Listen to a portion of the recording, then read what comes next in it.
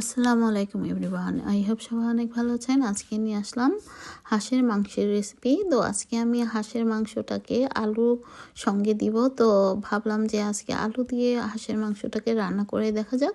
তো চলুন দেখে নিই। এখানে আমি আগে থেকে গরম মশলাগুলো ওইভাবে নিয়ে নিয়েছি, মানে আস্ত গরম মশলা, আর এখানে হাঁসের মাংস। আর এই তো এখানে পেঁয়াজ কুচি, টমেটো কুচি, আদা রসুন পেস্ট আর গরম মশলাগুলো তেলের মধ্যে আগে দিয়ে দিয়েছিলাম। তো যাই হোক, মশলাটাকে একটু লবণ দিয়ে ভালো মতো কষিয়ে নিচ্ছি। তো সামান্য একটু ভেজে নেওয়ার পর দিয়ে দিলাম হাঁসের মাংসগুলো। আর এখানে আমি পুরোটা হাঁস কিন্তু না রান্না করছি না, এখানে অল্প কিছু হাঁসের মাংস রান্না করছি, আরেকদিন করেছিলাম। তো এই তো তো মাংসটাকে পেঁয়াজের সঙ্গে খুব ভালো মতো কষিয়ে নিচ্ছি। তো সামান্য একটু লবণও দিয়ে দিলাম। তো নেড়ে চেড়ে খুব ভালো মতো মিক্সড করে ঢেকে কিছুক্ষণ কষিয়ে রান্না করব। তো অনেকে অনেকভাবে রান্না করে, তো আমিও অন্য সময় অন্যভাবে করেছিলাম। তো আজকে ভাবলাম যে এইভাবে একটু করে দেখি কেমন হয়। তো এই তো দেখতে পাচ্ছেন পেঁয়াজ এবং মাংস থেকে বেশ পানি উঠেছে। তো এখন দিয়ে দিচ্ছি শুকনো গুঁড়া মশলাগুলো, যেমন হলুদ গুঁড়ো, মরিচ গুঁড়ো, ধনে এবং জিরা গুঁড়ো দিয়ে দিচ্ছি, পাপরিকা গুঁড়ো এবং সামান্য একটু কারি পাউডার, এবং সব শেষে দিয়ে দিব সামান্য একটু গরম মশলা গুঁড়ো। তো সমস্ত কিছুই মানে 1 চামচের একটু কম কম করে দিয়েছি, যেহেতু পরিমাণটা কম, তো এই আর কি। তো আপনারা পরিমাণ বুঝে সেভাবে মশলার পরিমাণটা দিয়ে দেবেন। আমরা যেহেতু 2 জন মানুষ, সেই বুঝে রান্না করছি।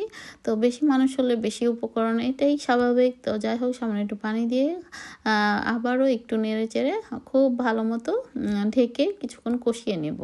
তো এখানে আমি আরেকটা মশলা দেখিয়েছিলাম না, সেটাকে আমি পাউডার করে এখানে অ্যাড করব। তো কিছুটা এখন দিয়ে দিলাম, কিছুটা আপনারা চাইলে পরেও দিতে পারেন। তো এখানে আছে জয়ফল, জয়ত্রী এবং অল স্পাইস নামে একটা যে মশলা, সেটাও আছে।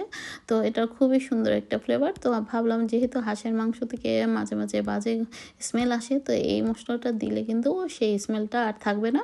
তো যাই হোক, আর আস্ত জিরে, তারপর জিরে সামান্য একটু অ্যাড করেছি।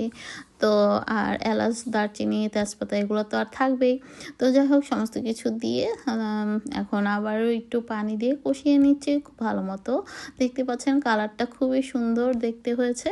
আর এই কালারটা কিন্তু আপনারা অনেক সময় লাল মরিচের গুঁড়োটা অ্যাড করলেও হতে পারে, আবার অনেক সময় যদি বেশি আর একটু কালার চান তাহলে পাপরিকা গুঁড়ো অথবা কাশ্মীরি রেড চিলি পাউডার যেটা, সেটাও অ্যাড করতে পারেন। সেটা কিন্তু ঝাল হয় না, জাস্ট কালারের জন্য, জাস্ট দেখতে সুন্দর হয়। তো দেখতে পাচ্ছেন আমার মাংসটা বেশ কিছুক্ষণ আমি কষিয়ে নিয়েছি।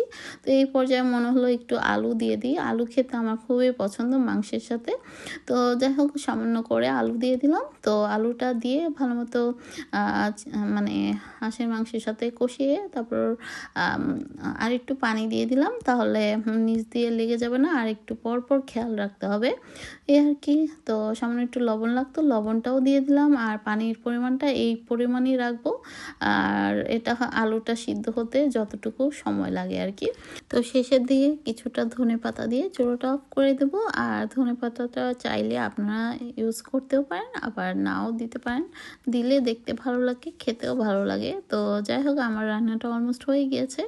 তো দেখতেই পাচ্ছেন, আর খেতে মাশাআল্লাহ সুস্বাদু হয়েছে। ভালো লাগলে রেসিপিটি বাসায় ট্রাই করবেন। তো আজ এ পর্যন্ত, সবাই ভালো থাকবেন, আমাদের জন্য দোয়া করবেন, আর আপনাদের জন্য রইল অনেক দোয়া। আল্লাহ হাফেজ।